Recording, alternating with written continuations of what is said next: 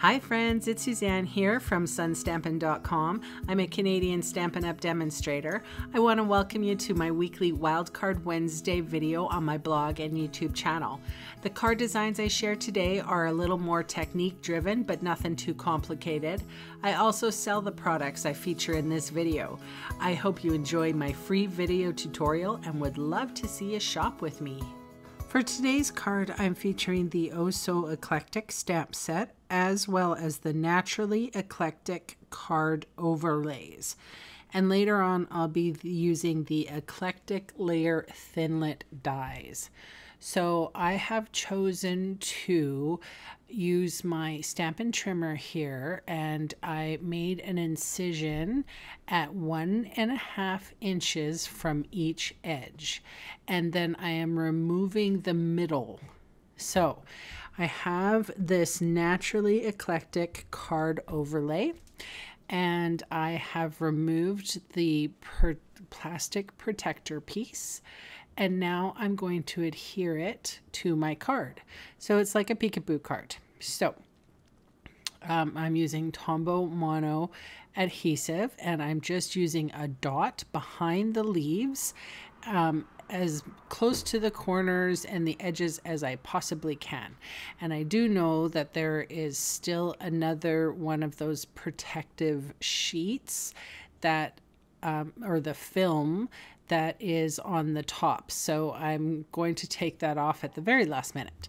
Using my bone folder here to fold my Whisper White thick card base in half. And now I'm cutting off the excess of that card overlay with my large scissors. And I'm just going to give that a good pressing, and hopefully everything stays in place. All right, so now I have the stamp set Oh So Eclectic, and I am inking up my leaf image with a brand new ink color called Soft Seafoam. And with my dauber, I am inking up the edges with Shaded Spruce, a brand new color in the new catalog that you can purchase here shortly. June 1st, you can get all of the new colors in a bundled price. Very excited. And I had to start playing with the new colors because I'm very impressed. Really like the way these two go with each other. All right, so I use the Eclectic Layers Thinlit dies, and I cut out the leaves. And now I just have a piece of Whisper White. Actually, this is Canson XL watercolor paper. I chose to use the watercolor paper because I am going to do a little watercoloring. So I used my embossing buddy to rub an anti-static powder around over the watercolor paper. If I can find my words, it's like 1:30 at night here.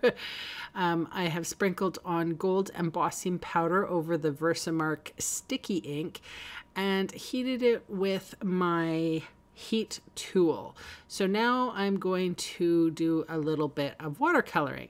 So I'm wetting the flower images with water, and then this is the simplest watercolor. I'm just dropping in the color. That's all. That's it. There's nothing special about it. I go back and forth a little bit. Here I'm adding water and adding, a great amount of water actually. It took a while for this to dry. And then I'm just dropping in some of this is Rich Razzleberry, one of my favorite colors to watercolor with because it looks really good when it's muted or watered out and thinned out with water, I mean.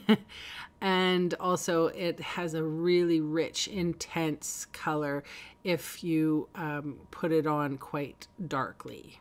All right, so this is where the magic happens, where you're dropping in the color and you're going to get sort of darker in the center. And I mean, it looks like a hot mess until it dries. It's like hair.